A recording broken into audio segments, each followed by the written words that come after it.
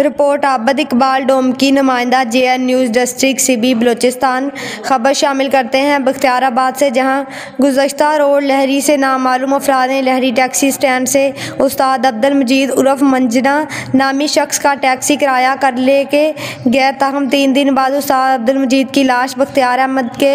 इलाके मौजूद चाचड़ में पाई गई और नामालूम अफराद उस्ताद अब्दुल मजीद की टैक्सी लेकर गए। 7 रोज़ गुजरने के बावजूद भी टैक्सी ड्राइवर के कातिल गिरफ्तार ना हो सके, जिसकी वजह से लहरी और बख्तियाराबाद के टैक्सी ड्राइवरों ने पुरअमन एहतजाज रिकॉर्ड करवाते हुए मीडिया से कहा, हम वज़ीर आला बलूचिस्तान, डिप्टी कमिश्नर CB दीगर कानून नाफिज करने वाले अदारों से मुतालबा करते हैं, अगर इंतज़ामिया ने हमारे टैक्सी ड्राइवर के कातिलों को गिरफ्तार ना किया तो हम अपने इस पुरअमन एहतजाज का दायरा मज़ीद सख्त करेंगे और इस वक्त तक हम अपना एहतजाज जारी रखेंगे जब तक उस्ताद अब्दुल मजीद के कातिलों को गिरफ्तार करके इनके अहले खाना को इंसाफ फराहम ना किया जाएगा।